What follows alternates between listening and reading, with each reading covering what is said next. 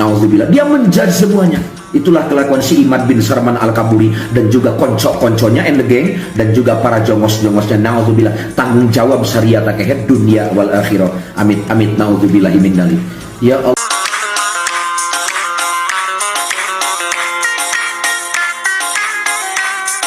Assalamualaikum warahmatullahi wabarakatuh.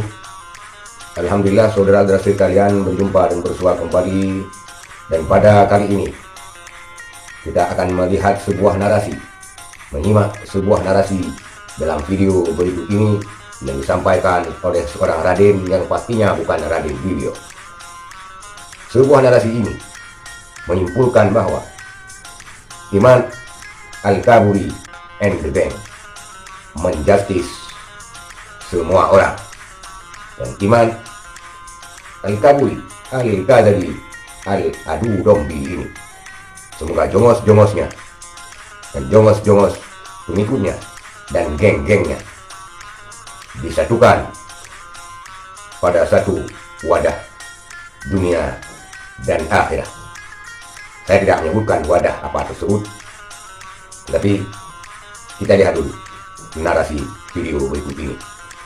Si Imad mengatakan bahwasannya mendengarkan lagu Sebujur Bangkai, salah satu lagu yang diciptakan oleh Rhoma Irama, itu lebih utama, lebih bermanfaat, kurang lebih redaksinya seperti itu, daripada mendengarkan ceramah dari 70 habaib. Gelonya itu edan.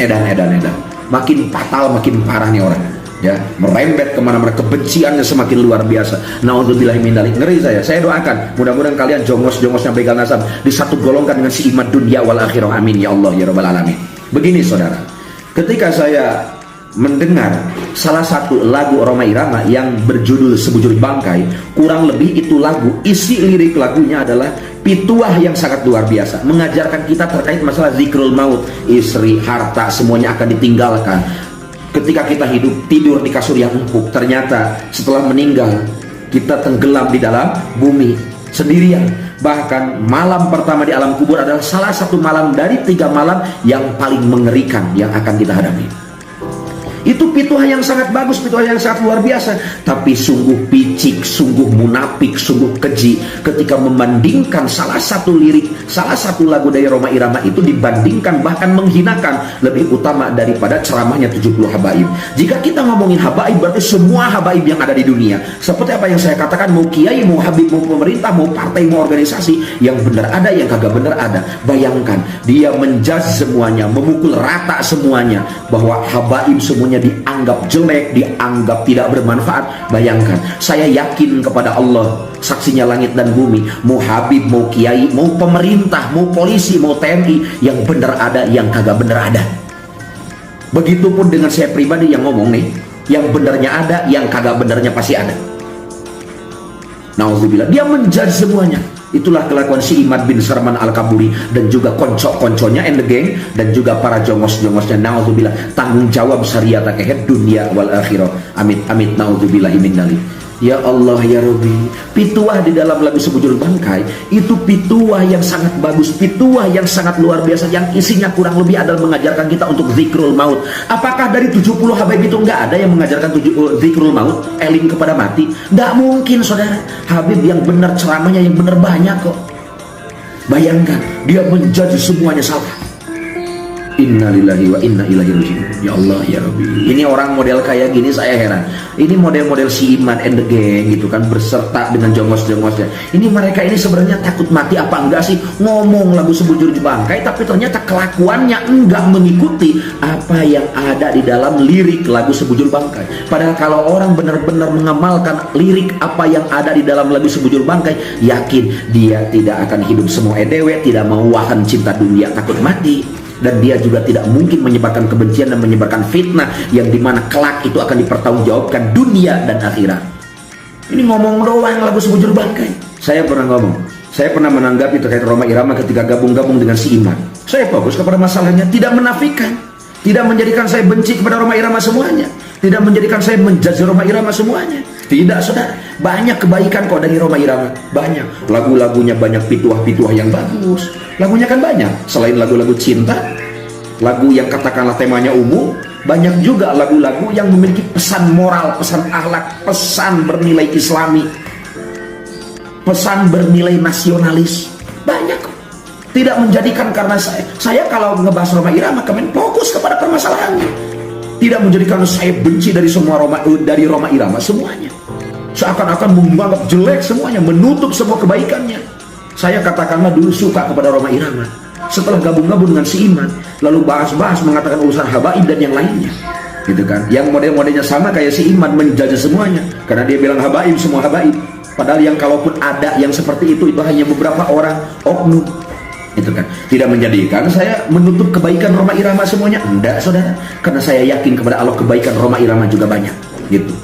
Dan benar sekali, di antara lagu-lagunya, syair-syair lagunya banyak sekali yang memiliki pesan-pesan moral yang sangat luar biasa, pituah-pituah yang sangat luar biasa. Jika telinga kita bukan hanya asyik mendengarkan lagunya, tapi diserap, diresapi, lalu diamalkan.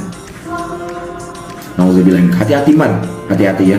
Jangan karena ente masih muda, jangan karena ente masih sehat, jangan karena ente masih banyak yang mendukung, karena Allah sangat-sangat mudah, semudah memberikan telapak tangan untuk menjatuhkan Anda. Saya yakin kepada Allah, jangan di akhirat, di dunia pun akan Allah perlihatkan. Ingat mad, ente disobatin kawalan. Itulah narasi daripada Raden Syair Langit yang mengatakan bahwa seiman menjustis semua habaib, seiman menebar rasis dan kebenciannya dengan mengobok-obok semua habaib baik yang ada di Indonesia maupun di dunia.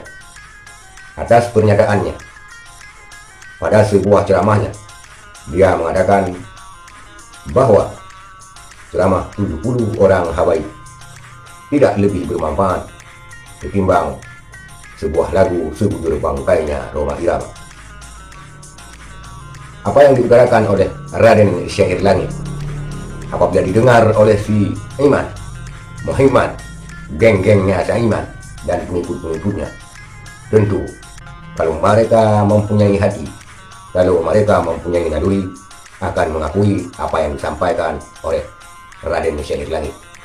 Tetapi apabila mereka mengikut junjungannya yang karena rasisnya, rasa kebenciannya, rasa dendamnya, rasa hasut, iri dengki yang dipelihara, maka geng-geng dan jongos-jongos Iman dan pengikut-pengikutnya juga tidak akan pernah mengakui, karena seakan-akan mereka benar dan sangat benar. Terlepas dari itu, saudara sekalian, dapat kita pahami dengan keadaan akhir-akhir ini terjadi jegal menjegal, terjadi usir mengusir. Terakhir ini kita lihat di media bahwa Iman ditolak di Jawa Timur, dan juga akan terjadi persekusi-persekusi lainnya, baik personal maupun kelompok. Kita lihat juga Iman and the Gang ini sudah menyusun kekuatan-kekuatan.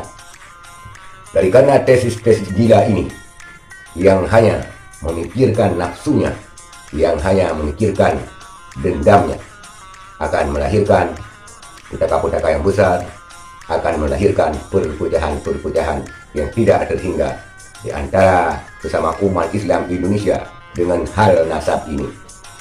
Hal nasab ini adalah sesuatu hal yang sangat-sangatlah tidak penting. Karena apabila Iman Al-Kabuli dan pengikut-pengikutnya, juga Habib-Habib yang ada di Indonesia menyadari inna akramakum indallahi atqakum, tentu tidak perlu harus bertengkar seperti ini. Mulia tidak mulia seseorang adalah pada amal ibadahnya, pada ketakwaannya, bukan karena pada garis keturunannya. Apabila garis keturunannya baik, memang kebanyakan akan melahirkan orang baik.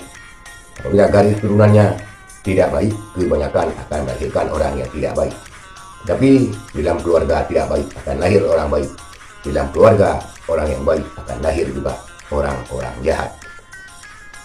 Dalam agama diperintahkan untuk menghormati zuriat Rasulullah Sallallahu Alaihi Wasallam. Tetapi apabila zuriat Nabi juga membuat sebuah kesesatan, maka juga harus ditindak dan dinasehati, bukan dibiarkan.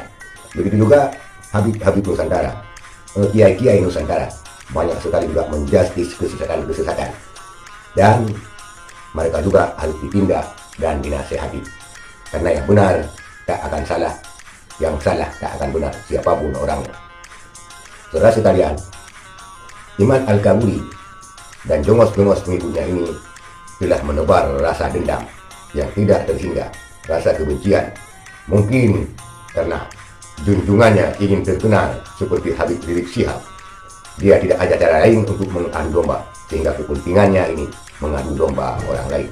Semoga semua tersadar dan meninggalkan hal nasab ini yang tidak ada untung dan faedahnya sama sekali.